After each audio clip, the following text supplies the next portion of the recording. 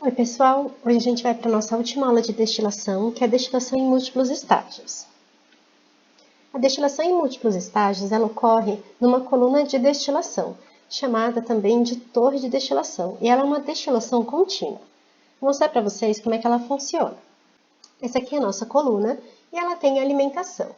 Essa alimentação ela não precisa ser exatamente no meio da coluna. Ela pode ser um pouquinho mais acima, um pouquinho mais abaixo, e a gente calcula isso.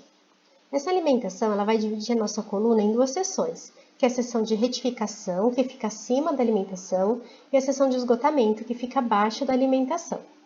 A seção de retificação ela é mais rica no componente mais volátil, e é por onde vai sair o vapor, que a gente vai chamar depois de destilado, a hora que ele é condensado. E aqui na parte de fundo do esgotamento, fica o líquido, que ele é mais rico no componente menos volátil. Aqui embaixo fica o aquecedor. Depois que a nossa alimentação entra, um pouquinho dela evapora aqui no meio do caminho, porque a nossa coluna já está quente, eu vou falar um pouquinho depois disso. E aqui embaixo, ela é aquecida continuamente, então a gente tem um calor para ela poder entrar em ebulição na temperatura ideal. Esse pedacinho aqui, ele é o refluxo. Para que serve o refluxo? Para aumentar a troca de massa dentro desse processo. Então, a gente tem aqui o vapor que vai sair, ele vai passar por um condensador e a gente vai obter o destilado. Uma parte desse destilado a gente recolhe, que é aquele nosso produto. E uma parte desse destilado, ele vai atingir uma temperatura ideal para retornar à nossa coluna e aumentar a eficiência dela. Como que ele funciona? A nossa coluna é ligada. Quando a nossa coluna liga, ela está num estado transiente. A gente diz que é dada a partida na coluna. A temperatura aqui dentro é igual à temperatura ambiente. Entra aqui o nosso líquido e ele fica aqui embaixo aquecendo. A hora que ele atinge a temperatura de ebulição do mais volátil, esse mais volátil consegue subir. Ele vai encostar aqui nesse primeiro prato. Esse primeiro prato ele está frio, aí o que acontece? Ele condensa. Só que ele condensou transmitindo energia para esse prato. Então esse prato esquenta um pouquinho e volta esse nosso vapor que subiu. Isso vai acontecer até que esse prato atinja essa temperatura que esse vapor consiga passar. A hora que ele atingir esse valor de temperatura, esse vapor consegue passar para o próximo prato, ele condensa e aquece de novo nesse prato. Aqui embaixo, como está aquecendo, vai continuar aumentando a temperatura, vai cada vez subindo mais vapor, com temperatura maior, e ele condensa até ele aquecer esse prato. E assim continuamente. Quando o prato atinge a temperatura do vapor, o vapor passa e ele fica naquela temperatura. E vai aquecendo os de cima. Então, aqui embaixo, a gente tem pratos mais quentes do que aqui em cima. A hora que a gente atinge um equilíbrio, isso não acontece mais, porque daí já não aquece mais o prato, ele já consegue passar naquela condição, para aquela temperatura que a gente está trabalhando. Nesse momento, a gente vai ligar o refluxo. A hora que liguei o refluxo, eu vou mudar a condição termodinâmica dele. Aquele nosso gráfico XY, ele vai mudar. E ele vai de novo ajeitar para aquela temperatura uma nova condição. Então, ele vai aumentar a troca de massa. Como ele entra mais frio, ele vai fazer com que o componente menos volátil ele seja condensado junto aqui na coluna. Então, ele vai retirando o componente menos volátil ao longo da coluna, ele torna essa coluna mais pura. O que é mais pura? É deixar esse vapor com maior quantidade do componente mais volátil. Esse valor da fração do componente mais volátil que sai é chamado ou da fração ou da eficiência da coluna.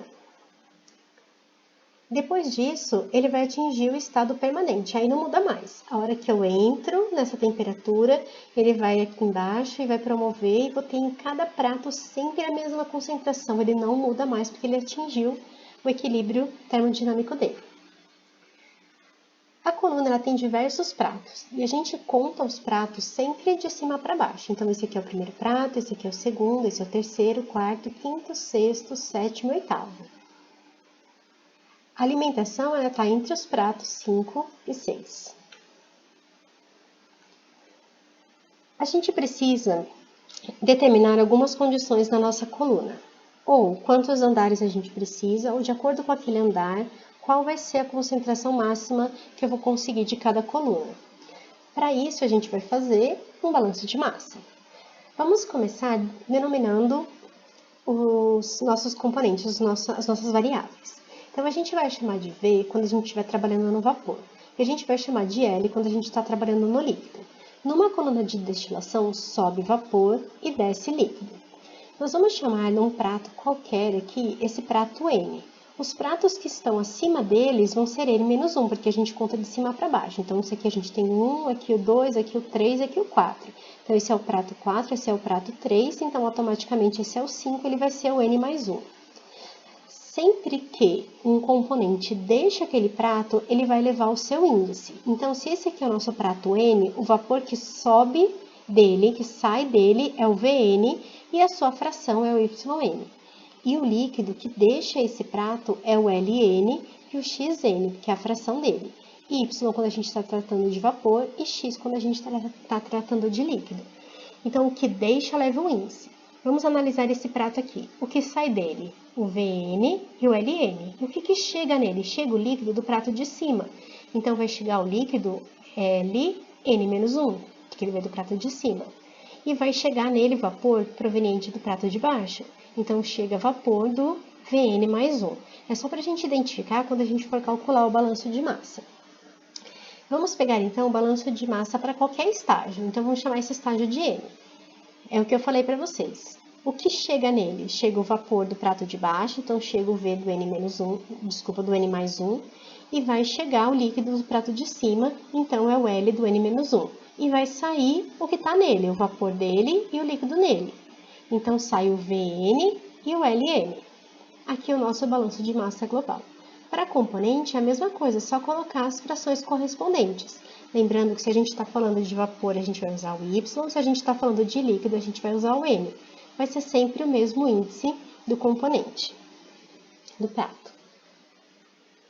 Vamos agora fazer um balanço de massa em dois volumes de controle diferentes, que é quando a gente determina a retificação e quando a gente determina o esgotamento.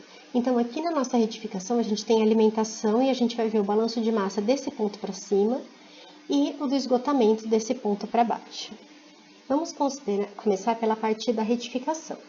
Vamos pegar esse prato aqui, né, que é o nosso prato N, e vamos fazer um balanço pensando em toda a coluna. Então, tá subindo o vapor do prato de baixo, tá saindo o líquido desse prato N que a gente está considerando e tá saindo deste lado aqui, que é o que a gente vai coletar.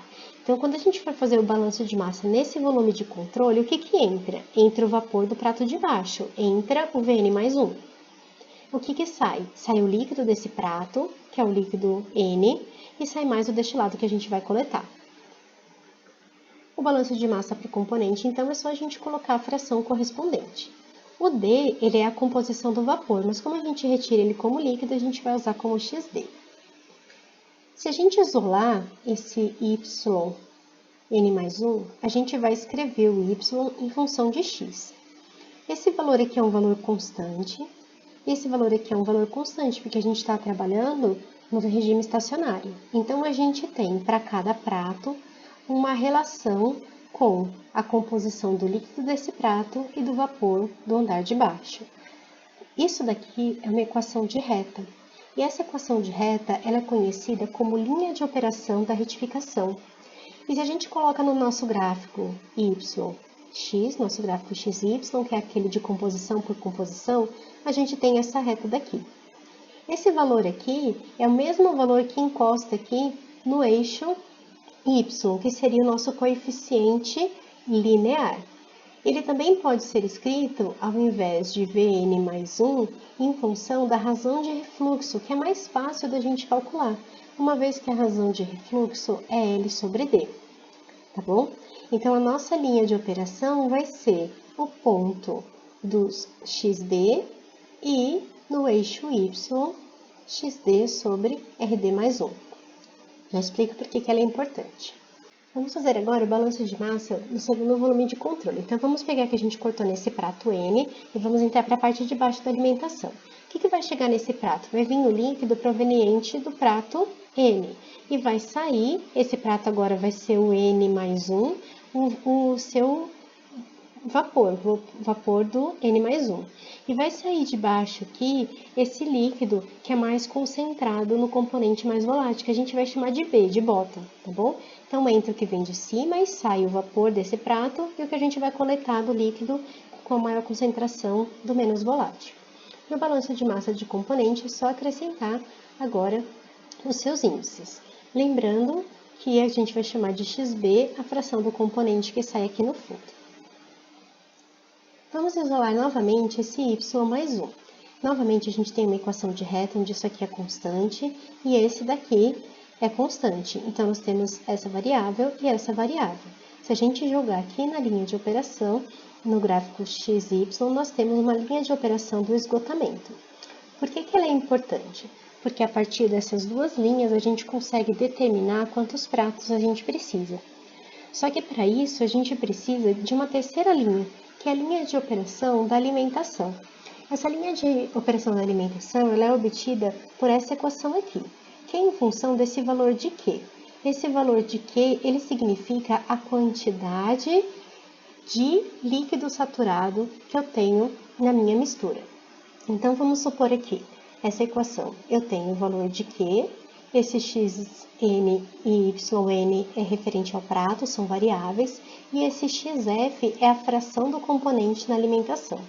Nesse gráfico, a gente está trabalhando sempre com o componente mais volátil, então tanto o xd como o xb e o xf são referentes ao componente mais volátil. O que significa essas várias curvas que a gente tem aqui? São várias condições de alimentação.